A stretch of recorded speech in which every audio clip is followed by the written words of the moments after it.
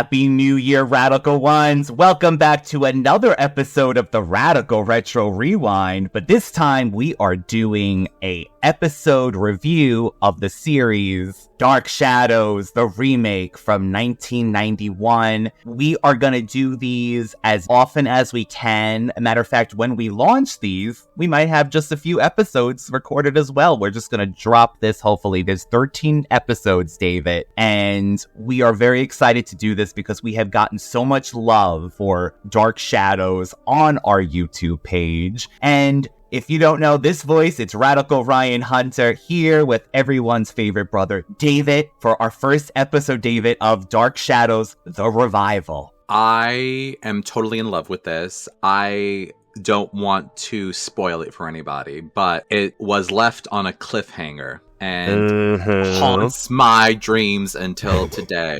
Really, I feel like it's classically known as the show that got canceled due to the Gulf War and the news coverage at the time. Postponing, moving. It was poor timing, David. Poor timing for Dark Shadows. I honestly love this. I loved it. I would not be upset if they somehow redid this again in this vein of how it was done. I really feel like it definitely held true to the original. I think they really, whoever was involved in the project really revered the original because it was very well done, even down to the melancholiness of it and the darkness of it. And even the dark, cinematography of it. So I loved this. I was devastated that it left on a cliffhanger. And I have fantasized about how it would have ended, much like we all do when we watch all of those Netflix, or that they always seem to cut off because it gets to be too much money, or as my children call it, neckflix. Like you're flicking somebody's neck. I'm like, it's not called Neckflix, it's Netflix. Or you're necking. This is perfect for vampires, you're necking. So David, you nailed it. You nailed the coffin. It's the nail into the coffin. It was made by Dan Curtis, who of course was the original show creator of Dark Shadows. And you'll notice, if for Dark Shadows fans out there, that Curtis, he wrote the first 5 episodes himself to get off to the style he wanted, which is exactly what David said, to set that moody Dark Shadows-ness. But I even noticed this rewatch around David, he borrowed so many scenes and even dialogue and shots from the 2 Dark Shadows movies he made in the 70s, House of Dark Shadows and Night of Dark Shadows, with the cast. So it kind of condensed the storyline because remember out there, Radical Ones, Dark Shadows was a daily soap opera originally. And that Barnabas storyline went on for months. So you got to condense months into an hour episode. And unfortunately, they didn't have Jack A. Harry or Satan. Satan getting Deidre again. No Days of Our Lives. No Days of Our Lives. Taken with that, definitely gives you, David, 90s horror feels. I'm getting those Loved it. Night the Living Dead remake vibes. It's that early 90s cinematography for horror. So this is like we said, our first episode, and we're going to begin each episode, David, with a voiceover in the vein of Dark Shadows. This is dating back to the original series. Every episode opened with a voiceover narration, and this will be no different. You're about to enter a place of mystery. I have come home. A world of forbidden romance. It's almost as if in some strange way we're connected. Where innocence is destroyed by evil. I don't want you here. And terror stalks the night. Compelled by desires I cannot control to commit acts which sadden and repulse me. I've got a madman out there. Welcome to the world of Dark Shadows. Do you really believe that anyone could actually enjoy an existence such as mine? 4 victims. The only one who's still alive can't remember a thing. I believe that souls from the past can have eternal rebirth. You always manage to see the beauty in everything. From the producer of The Winds of War, NBC now presents Ben Cross, Gene Simmons, and Joanna Going in the world premiere of Dark Shadows, the motion picture. My name is David.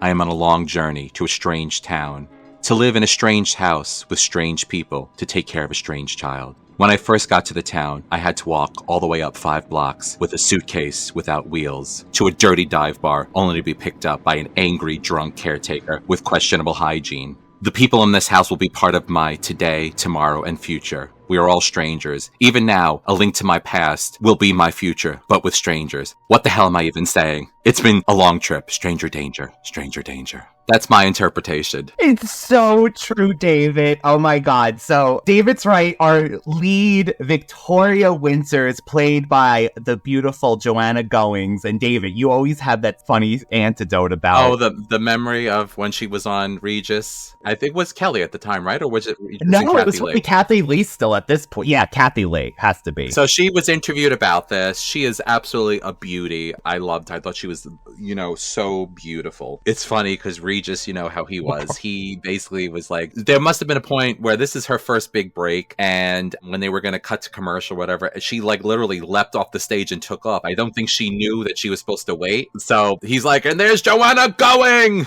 She's going! So that's all I... Doesn't she remind you of Star from, I don't know what the actress's name, but yes, from Lost Boys? Yes. Like, you could totally put her in there and be like, okay, yeah, so the classic story of Dark Shadows. So up until this point, the regular soap opera, dealt with regular things. Victoria Winters does come to find who she is and who she belongs to and her family. Spoiler, in the show, it was going to reveal that Elizabeth Collins was her mother. So I don't know if the remake was going to do this as well, but at this time, she don't know where she comes from. Like David says, she's got to link her past to her future. She is trying to link Alexa to Siri. And it's not. And it's not working out for her because she is saying, hey, Alexa, when she should be saying, hey, Siri. And you know what? It's just too much. It's just too much. Honestly, I love these old Fisherman's Village towns. It's supposed to be Maine. This is Collinwood. Do you like the Gordon's Fisherman too? Oh my God. Well, she gets picked up by Willie Loomis. Oh my God. Wait a minute. Can we just stop for a second? So this again, all the dark of the original Dark Shadows. I love it. She's getting off of this train. I swear to God, she could have been in Bucharest. I don't know. Like, it was like this very, like, it almost gave me for a moment, like the vibes from Howling. Yes. Mariana, the werewolf, gets off the train. So anyway, she gets off the train. She's left there. So basically, you find out that Willie Loomis, who is the groundskeeper, the caretaker, the nephew of the Mrs. Johnson, who is Mrs. Johnson, the maid, like the head housekeeper, housekeeping services. Her nephew. He basically is trying to find gold or treasures that he says he's been reading books. This is what got me the whole. This is what got me the whole thing because I didn't pick up on this when I was younger. The teeth. Willie is drunk. Willie is obsessed. Willie's he's ignorant and he's a simpleton, literally. Yeah. And not to sound horrible, and I don't mean that in a derogatory, I'm calling the man. No, I think they're almost setting up that he has trouble reading as well, too, right? Yes. So the father, or he's like the head, what was his name? Roger. Yes, the Roger Collins. Roger, who was also on One Life to Live. There's a lot of soap opera actors and actresses which was very smart in this. So he basically knows that Willie is drunk and all discombobulated and still sends him to get this young 20-year-old girl, this impressionable governess who's trying to take care of the kid, the creepy kid, and he sends him anyway. Now, wouldn't you, whether or not you're entitled or not, say, you know what, maybe I should take the car out. Maybe I should get somebody else. Maybe have his aunt go with him. No, he sends a drunk man with questionable morals, hygiene, and everything else who's drunk to pick up this young girl. Now, to me, I'm not trying to be sexist because women can take care of themselves, but I would have never done, especially considering the time frame that it was in. This would have been in the vein of chivalry and, man being a man and a woman being a woman sort of a thing. That's very true. I got business here. You want to try and make me? I'd be glad to. That won't be necessary. I'd like to go to Collinwood now, if that's all right. Look, you don't have to ride with this guy. I'm going to be leaving here in a few minutes. I'll give you a lift. I think it'll be just fine. And Roger's kind of an a-hole, to be honest with you, but... Roger always, yes, that's definitely part of his characteristic, but he was so offended to find out that she was not picked up at the Blue Whale, which is the bar that David was talking about. The Blue Whale does go back to the original series as well, which I love, and that is owned by Maggie Evans and her father, which, by the way, David, this version of Dark Shadows, in the original Dark Shadows, Maggie Evans and Josette are the same person. And in this one, it condenses it, skips Maggie. She becomes like the mistress of Roger in this one. And it goes to Victoria. So in the original series, Victoria Winters doesn't look like Josette and Maggie Evans does. But Victoria Winters is the Maggie Evans kind of character. Now, let me ask you something. Was B. Arthur and Rue McClanahan over there singing at the piano? What'll I do? would have loved it.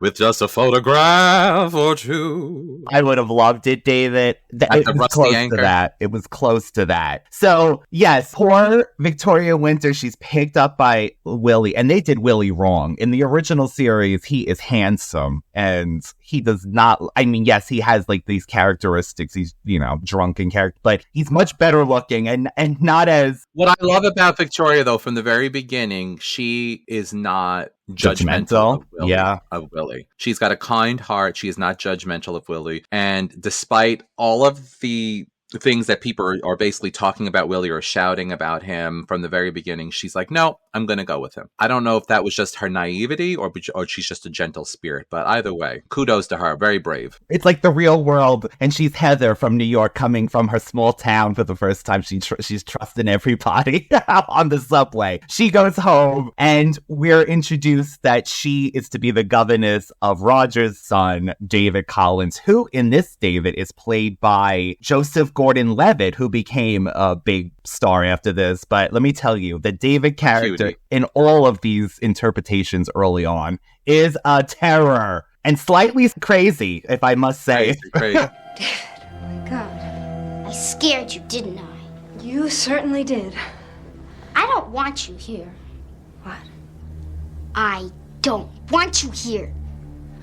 Don't touch me. David!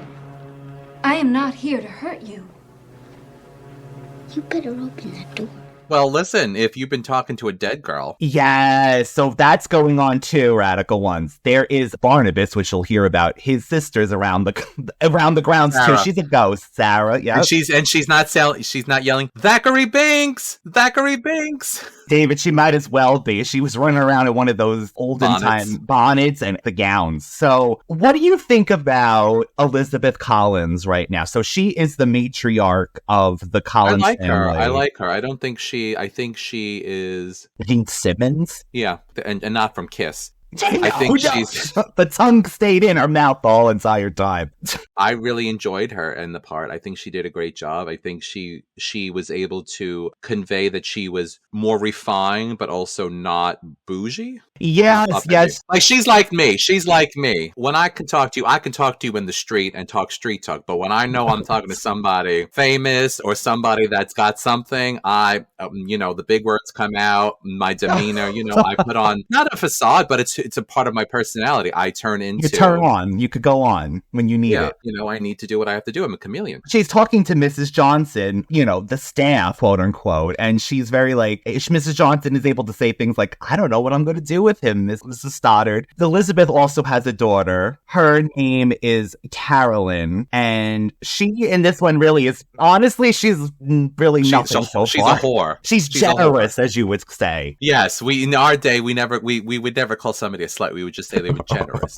I'm Elizabeth Collins Stoddard. Thank you, Mrs. Stoddard. I'm so sorry you had to wait. Oh, no, that's no problem. I'm just glad to be here. Oh, my daughter, Carolyn.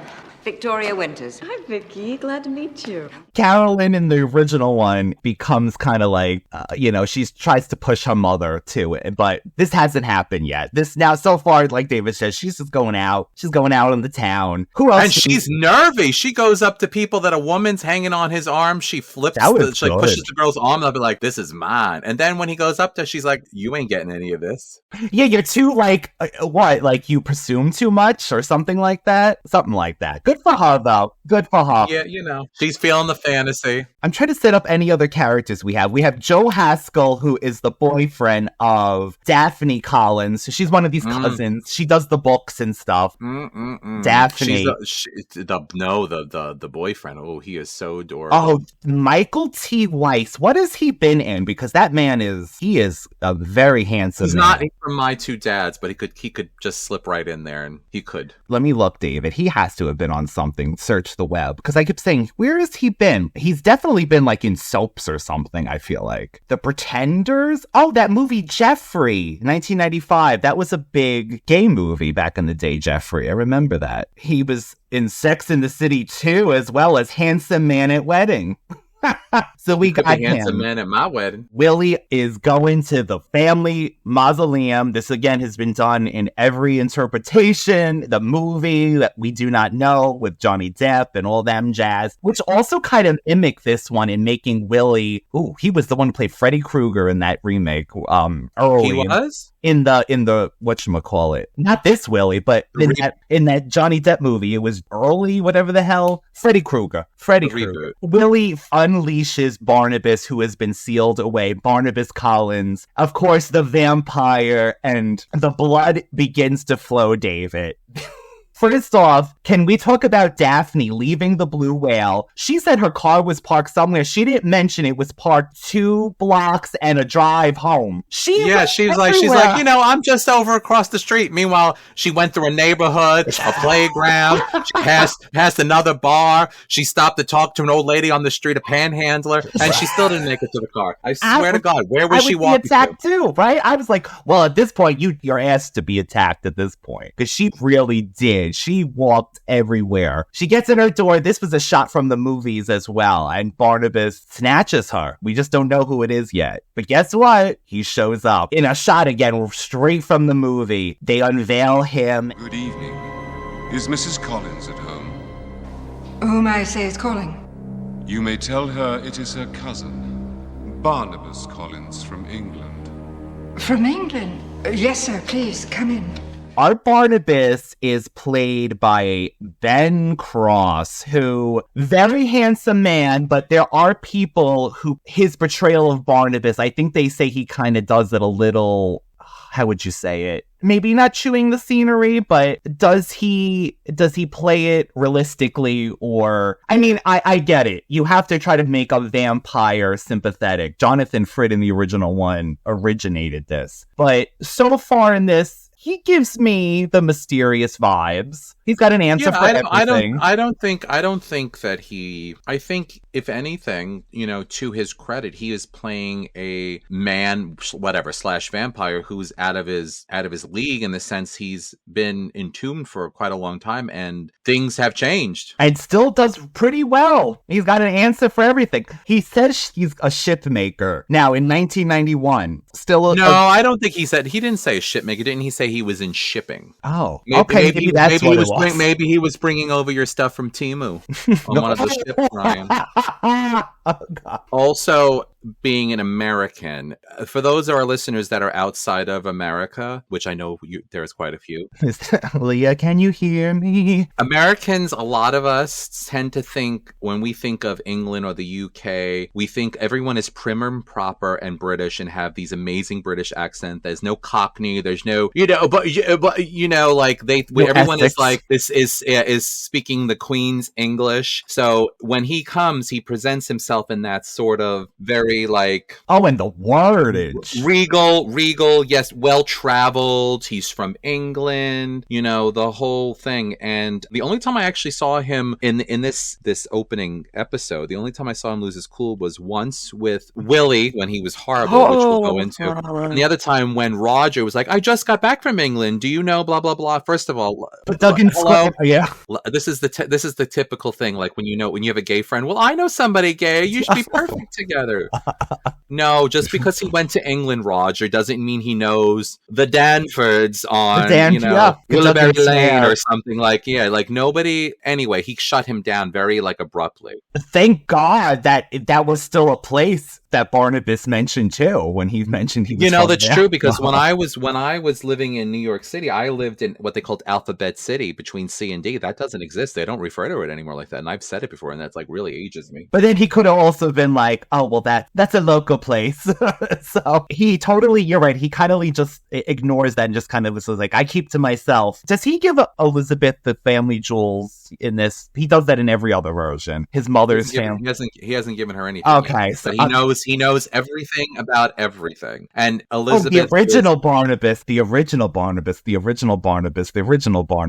That's how he plays it. And by the way, the original Barnabas was never heard from again. So he is kind of the link to that side of the family history. And then Joanna Goings as Victoria Winters peers in with David. Oh, yeah. Oh, he's there. And he don't like that he wants to take over what he calls Sarah's house, which is the old house, as they call it. And Barnabas wants to invest his own money into restoring the old house to its glory. Now, I love this. Do you think, though, Elizabeth was too taken too quickly? This was literally the second thing. Yes, okay, clearly it's Barnabas because he made sure he walked in front of that painting and showed that he looked exactly like him, down to the cane. But was she too quickly go oh, yes. No, because I'm going to be honest with you. There's stuff that Willie Loomis says, it's a real dump. Now, he's not just saying that because he's looking down upon them because he feels like they look down upon him. He's saying it because there's a lot of the parts of the house that are in disrepair and they don't have the money to fix it. They don't have the money to fix it. So I'm thinking Elizabeth is like, oh, they're going to restore this to its grandeur. We don't have the funds to do that, but if you do, you go for it. And it would be a wonderful thing for the family, totally. And he does it, by the way, in this pilot. It's already when they say that they have he's on it. He's on it. I couldn't believe how quickly they cleaned this place up. So, by the way, we have to mention that there has been attack throughout Collinsport. We didn't get to my girl, Julia Hoffman. We'll get into it. She doesn't really do too much in this one. But Barbara Steele is called eventually. She is a huge horror icon, David. She has been, and the woman has the longest fingers in the world. If you look at this woman's fingers, she looks like, you know how that meme with Chloe or whatever's Kardashian? She's got them fingers. Barbara Steele. She plays Julia Hoffman, who is a blood specialist. Badass. I specialize in blood. I'll make you feel like new. Who she comes, by the way, she takes that same damn ass train to Collinwood. And I love it that the first thing she says is there going to be a tall drink involved? I appreciate you coming on such short notice. Very good of you. On the contrary, I'm quite intrigued. I got you a room at the Collinsport Inn. Rather charming.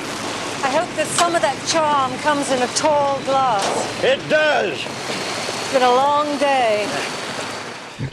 She wants to get something to drink. She's had it. She's like, I've been on a long journey. Unlike Joanna Goings or really Victoria Winters, unlike Victoria, I got picked up at the train station with an umbrella because it was raining. You took me to the car, and now you're going to get me a drink. I love this. This whole thing is quintessential vampire lore as far as I'm concerned. Yeah. And you have that small town thing. That's Fisherman Town. You have the police chief who is going to the local historian / witch doctor / metaphysical dude, working with the medical examiner, the whole thing. This has happened in Blackula. This has happened in a myriad of vampire movies. So true. Like that. What do you call it with Charlie? Fright Night. Fright Night. She's the spitting image. Charlie Brewster's girlfriend is the spitting image of his they love to do this. And this is also plays into what I'm watching right now, which is The Vampire Diaries, because my husband loves it. The doppelganger, Elena with Catherine, the doppelganger. So this is... I don't want to give Dark Shadows all the credit, but since this was one of the 60s storyline, I know The Mummy always was classically known for having his rebirth. Oh no, Mina does look like, right? In Dracula. All right, so Barnabas did didn't originate the the reincarnated loves. But David, there's that one part when, Barnabas and Victoria are getting very close very quickly because, she's falling for his charms. He presents her with the music box of Josette, which they use the original music box scene, which I appreciate. They did not do that in the movie. And David, he's like, could it be this line? I had to ask you. He's like, could it be that we're the reincarnations? You're like, you look so much like Josette and I look so much like Barnabas. Meanwhile, he is. And she's like, you know what? The way you say it, I just believe it. Ever since I saw her portrait, I haven't been able to get Josette out of my mind. It's almost as if in some strange way we're connected across time and the centuries. I believe that souls from the past can have eternal rebirth. The true nature of life is never ending. And time, no matter how precise, can never defeat it. Somehow, Barnabas, you always manage to see the beauty in everything. You're so optimistic. To hope and to wait are two of life's most rewarding virtues, Victoria. She's like, $20, I'm convinced. She's like, you are pushing this narrative, I'm just going to go with it. But would someone now fall for that, or would they be going, that's a red flag? What are you telling me we reincarnated? If it was today, she'd be talking to her friend on the phone going, oh, girl, he's after me again. I need to keep this job. So I'll just go out with him, and then we'll see how it goes. But, he's got that money. He's got that money. He's redoing that house. He's redoing this house. Girl, I know he's older. But he looks damn good. Mm-hmm. But I'm assuming Victoria has to be straight. She's straight out of teaching school or whatever you do for governessing. She's 20. They said she's 20. Oh my God. So she is young and innocent. But she is taken by him very easily. And I don't know if that's the vampire charm or because they do have that connection, but she's just very impressionable. She just awakened ever since she got to this place. She's like, I haven't slept since I had to drag my luggage 5 blocks to that dirty dive bar. This damn kid is threatening to kill me in my sleep. I don't even know. I haven't slept. She had to deal with that too. David has been torturing her, but he kind of... Is there something in the name? No, you wouldn't have treated her like this. So by the end of this, I think they're kind of bonding. No, I would have done a Whoopi Goldberg. You just can't blurt that, girl. You in danger, Victoria Winters. You in danger. Sarah told him. So at this point, Daphne is being investigated, right? She gets up at one point. This is near the end of this pilot, right? She gets up at one point because she hears Barnabas talking. So the doctor has put her in, has hypnotized her, which has also been part of... Oh, 1,000. And Julia Hoffman in the original series, she loves to do this. To try to get her to remember what happened. So I think that started this ball rolling. So there have been multiple attacks. They have found that all the bodies are drained of blood. There's no blood all over the place. And the forensic scientist, or whatever you want to say, has found on the bodies human saliva. Oh, that just adds a whole other level to this case. Not to cut you off, Ryan, did you I loved, and this is going to sound so stupid, and people, unless you actually watch this YouTube, by the way, free on YouTube currently. When the police chief went to visit, the way they filmed it from above, it almost looked like somebody was watching them. And I think it's because the studio or the room that they were doing was rather small, but I just loved the angle at which it was filmed. It made me feel like somebody was watching this whole event. Beautifully said. And even down to when Daphne was walking in her 5-mile journey to her car. Those angles high up looking down too. I think it's because it was MGM too. This was a big, I think they thought, which it was. It would have been if it wasn't for a war. I'm telling you. It did say you had enough people. You had enough people that loved it. You had enough people that remembered the original. You had enough people that the script was good. The cinematography was good. The characters were likable, lovable, for the most part. I think it had a winning combination. I'm really pissed, to be honest with you. The 4-hour miniseries this series events January 13th and 14th, 1991, and then it moved to regularly Friday night schedule, which, by the way, is never good. But the series debuted with great success, averaging a 22 share for its first 3 episodes. I don't even think they get 22, I'm assuming this is million? They don't even get that now on shows. But due to the Gulf War, which was televised at the same time as Dark Shadows... Well, why couldn't they... But I never understood this. Why could they not stop production? They left it on a cliffhanger and start up 6 months like other people do, or put it on hiatus. It said they actually got 7,000 letters of protest from disappointing fans, and it was ranked 64th out of the 83 shows of that year. So it was, from all sides, it was doing fantastic. So let's wrap up how we end. And by the way, everything ends on a to be continued. I love that. That's also very soap opera-esque. Dr. Hoffman finds Daphne on the stairs. Oh, her handsome Joe Haskell runs up them stairs. And I love this because between the stairs, David, Julia notices that it's Barnabas that Daphne had seen on them stairs. And then she's kind of like, she's smart. Those fingers are working for something. No, just showing. So she's on to that. She's running up those stairs. Yeah, she's running up that hill. So there's a point where Barnabas does invite Victoria to dinner in his not complete home, even though a lot of it was done. With David Grandioso. You want to talk about old fashioned. And I loved when he told her he is but her servant, willing servant or something. She just said, Willie, tell him, like she didn't even close that letter yet. She's like, Willie, tell Barnabas I said yes. My dearest Victoria, how fitting it would be if you, who so closely resemble the woman whose beauty graced this home so many years ago, could honor me by being my first guest for dinner this evening at 8. Although my new home is not yet as beautiful as when Josette first saw it, the hospitality will be just as heartfelt. Your obedient servant, Barnabas Collins. Willie, you may tell Barnabas I accept his invitation with pleasure. Yeah. Okay, Vicky. I gotta go now. He's a nutball. Total nutball. This was, the beating. That's what you wanted to mention.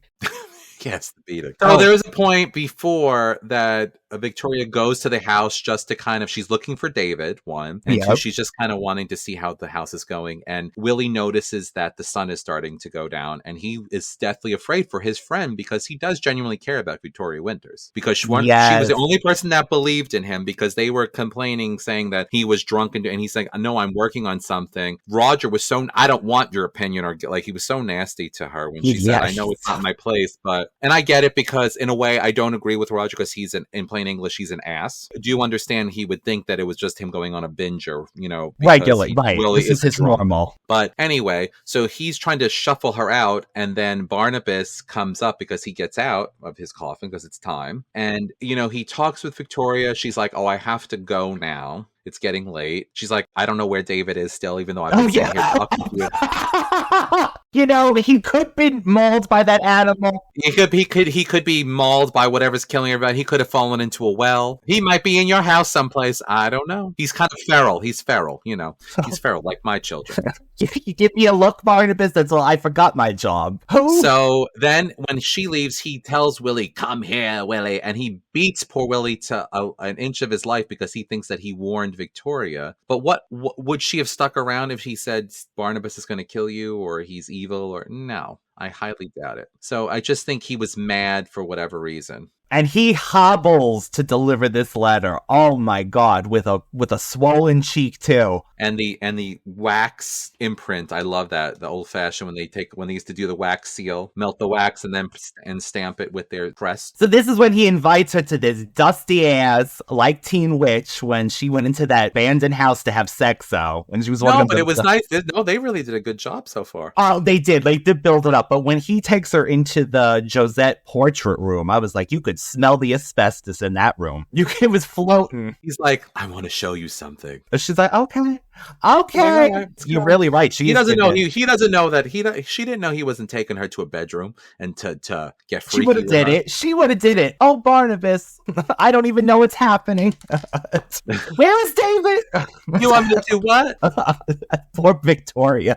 So she's given the music box, and then what's this shot? How we end? I laugh. This was not the ending I suspected was going to happen. Victoria goes home. She's in her bedroom. She opens the window. Now, they cut, for a minute, I was like, oh, she's going to spot, because Barnabas walked her home, which makes sense, because there is a killer out there. So he walks her home, and then you think that, I thought she was going to look down and see him in the window, because oh, he's there, and still give her a look. No, she just opens that window enough to be tempt him into, and then he turns into the vampire, and he does a stank face.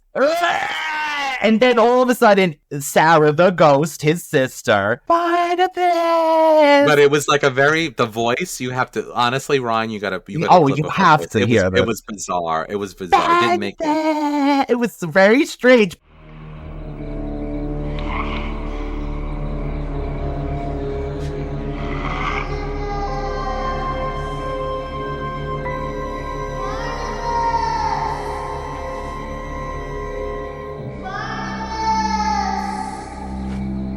Sarah?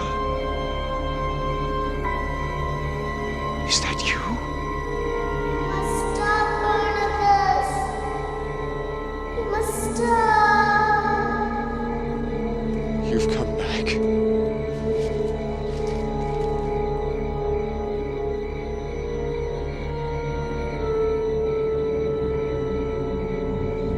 No.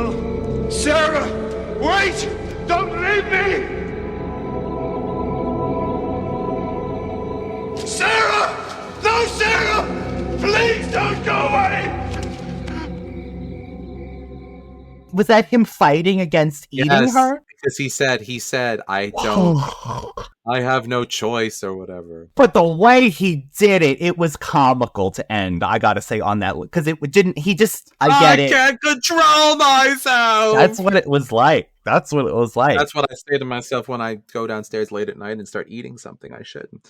I can't control myself. So we set up, bum, bum, bum. Barnabas is outside. He has seen Sarah now, so he knows that David's story is true, that the ghost, the spirit of Sarah, is roaming the grounds. And there's also a part where Victoria hears David talking to Sarah, and the voices are clear as day. So either she thinks that he is the best at he's doing voices, can do different voices, or ventriloquist, or whatever. But there is no way. There were two distinctive voices that she heard, and she's like, all right, well, whatever. She's like, I heard he was troubled, but she's like, I'm hearing you talk to him. It was like a haunted Connecticut. Oh, I know. I put you down in the basement with the demonic forces in the meat locker that used to hold the dead bodies. David using the same table, as you always said, the medical table from the autopsies for her meat. She should have been haunted. She whatever. So this is our cliffhanger. Barnabas is now free. He's been feasting. I wanted more. It was an hour and 24 was the pilot, and then we go down. I wanted to watch more without you, Ryan. Wow, I'm glad you restrained yourself, David. We kind of remember what is going to happen, but we have 12 more episodes or 11 more episodes, and we go on a long journey to ourselves. Mm-hmm. There's all kinds of paths that are going to come crossing, but takeaways, summing up the first episode. I think I kind of said it earlier. I think that it definitely had the vibe, the feel, the everything of the original, just more updated, obviously. And, 90s. And obviously the sets weren't falling down around your doors, windows.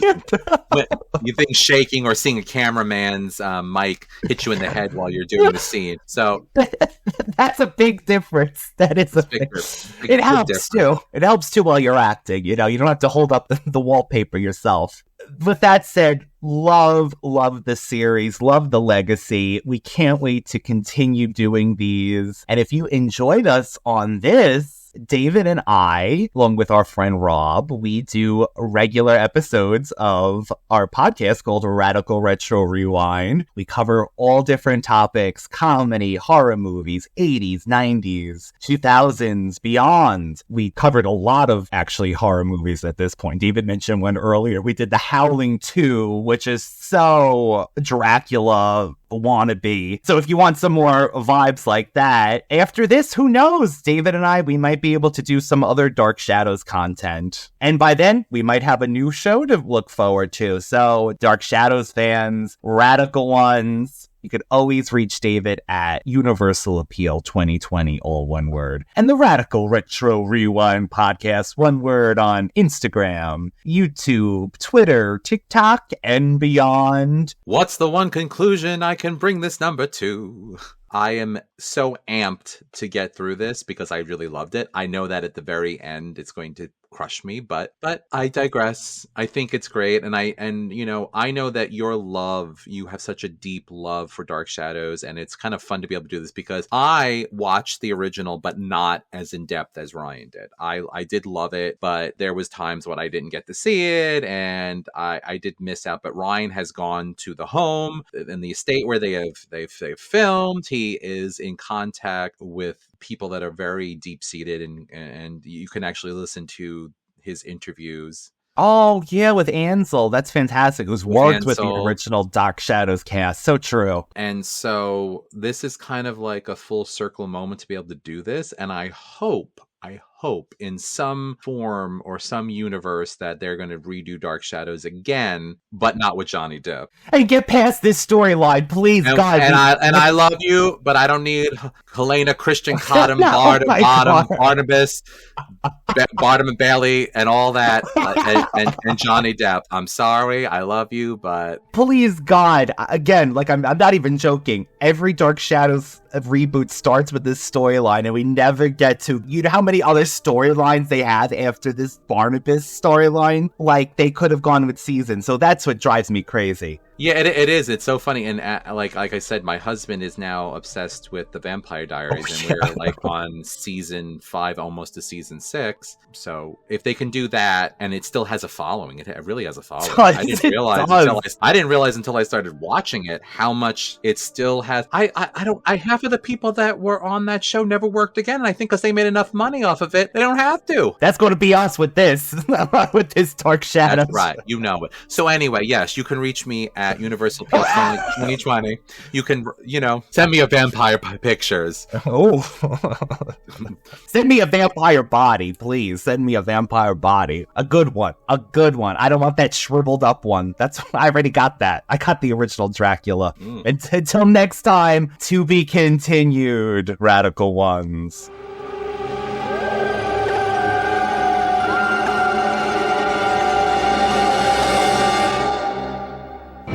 Began with her arrival. I don't want you here. Into a mysterious home. Hope you like this freak palace. Where a long-buried secret has been unleashed to stalk the night with terror. It's like some kind of wild animal tried to tear her throat out. As the police searched for answers, a stranger appeared. I have come home. The town fell victim to a nightmare. And a tormented love began. It's almost as if in some strange way we're connected. I cannot help Now, as the evil spreads, Do you believe in the existence of vampires? a forbidden love grows stronger, As it was meant to be. giving hope for a new life. Let me help you. But will help come too late? He'll destroy you. He destroys everything he touches. As Dark Shadows continues.